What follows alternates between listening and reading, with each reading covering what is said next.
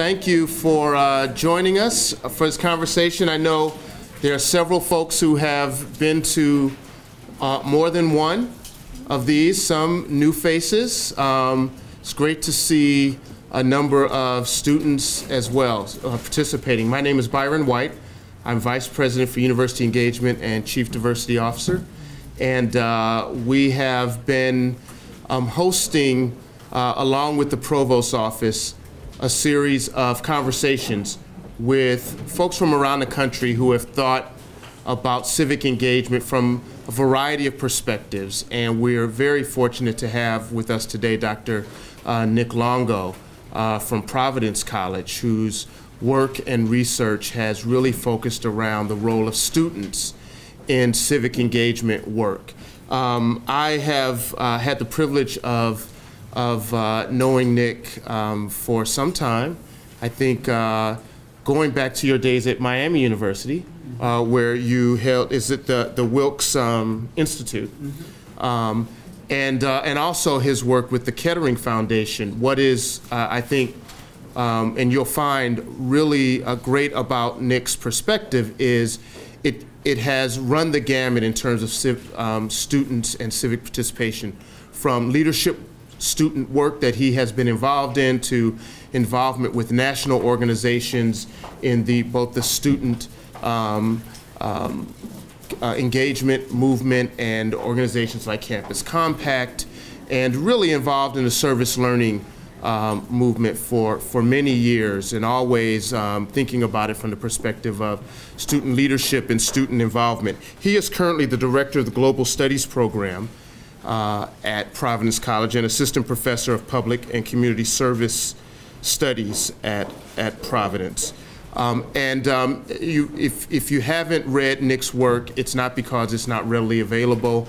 He has published extensively on this, and I know there are several folks reading To Serve a Larger Purpose on the book, and Nick has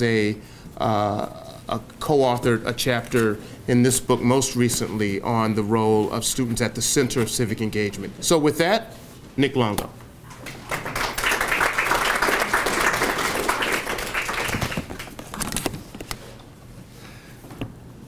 Well, thanks, Byron, for that really kind introduction. And it's great to be at Cleveland State, and it's a real honor to be part of this series. Coming back to Ohio is actually really personal to me. I was actually, as Byron mentioned, I lived in Ohio for a while, and while I was working at the Kettering Foundation and at Miami University. And my first daughter, Maya, was born in Ohio. So we have this deep personal connection. And we still have this deep personal connection with Ohio, even though the entire time we were here was a complete blur, because we never slept during that time with the newborn.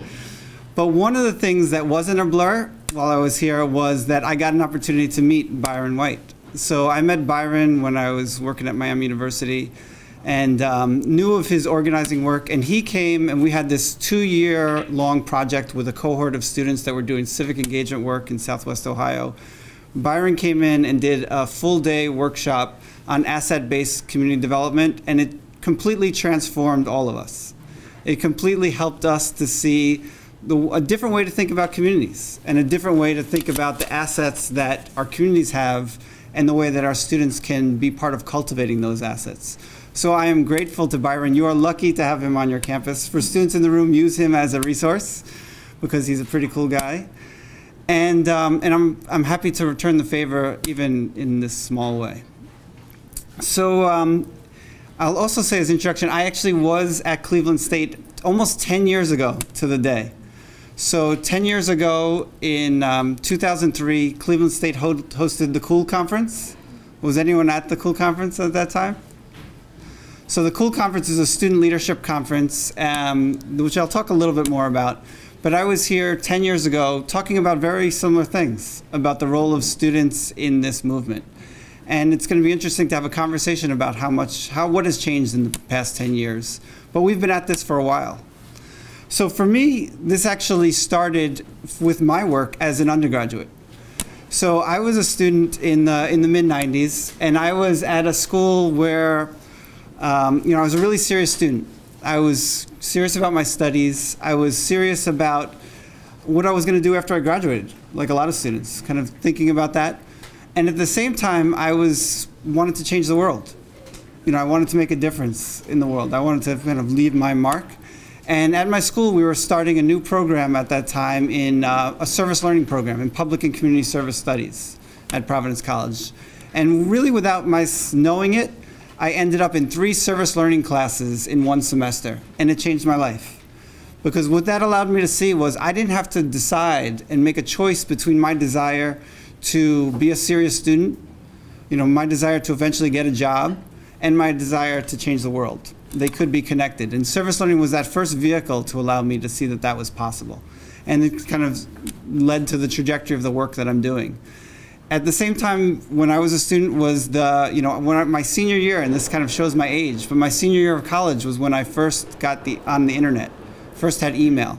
So we've seen rapid transformation over these last 15 years.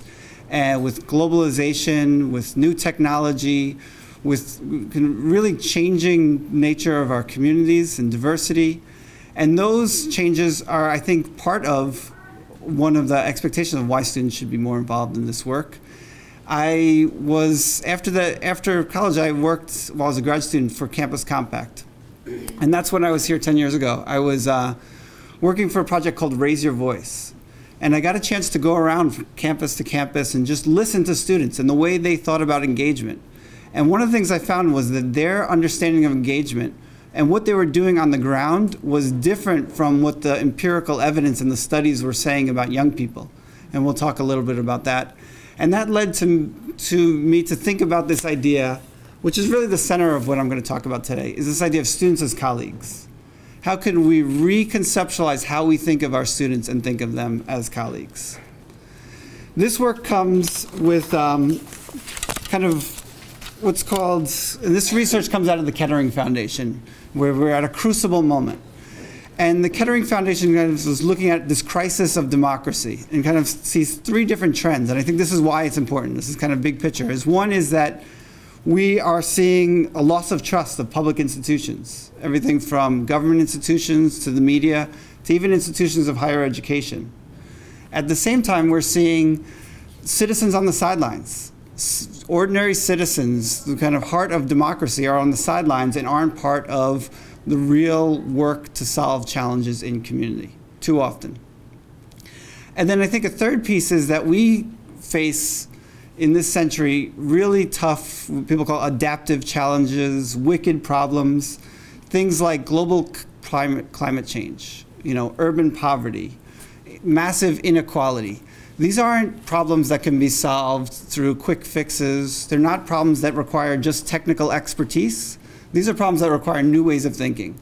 And part of that new way of thinking is involving a new set of characters in problem solving. And I think part of this series is to think about that higher education has a role in this. Higher education has an essential role in the democracy. I think Laura Lee Sandman's presentation, the first one in the series, kind of laid this out. When folks often look to Ernest Boyer and the idea that the scholarship of engagement means connecting the rich resources of the university.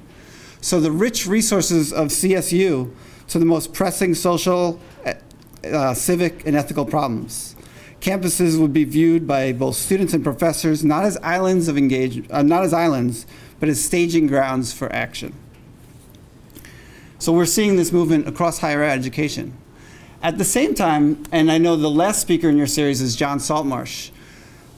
I think John articulated this well, that in some ways the engagement work has plateaued. You know, we're kind of stuck. And part of it is these external forces with real new financial pressures on higher education and rising tuition costs, and of a real imposing of a marketplace values on higher education. And I think one author talked about the idea of academically adrift.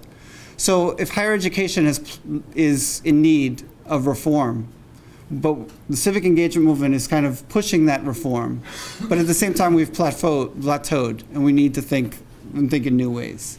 And that's what my argument is here for today, is that, so I think that the only way that higher education can get to the next level in the civic engagement work is if we think differently about our students. So if we no longer think of students as consumers, as recipients, as customers of their education, but we really reconceptualize that, and we think about students as colleagues. We think about students as co-creators and partners in their education. And we think about the way we develop the civic agency of our students. And Harry Boyd talks about civic agency as the broad set of capacities and skills required to take confident action, skillful, imaginative, and collective action in fluid and open environments where there is no script. And that's the world we're in right now. I realize that this goes a little bit against the grain. So if you look at kind of popular culture, the way people think about young people, here's a couple of titles of books, The Dumbest Generation, Narcissism, The Me Generation, where it says most young Americans know precious little history and civics and never read a book or visit a museum, and that's becoming a common shame-free condition. So in some ways there's this, I'm saying we need to think differently about our students, but there is also, I think, a pretty pervasive narrative about young people today that you can see in these books.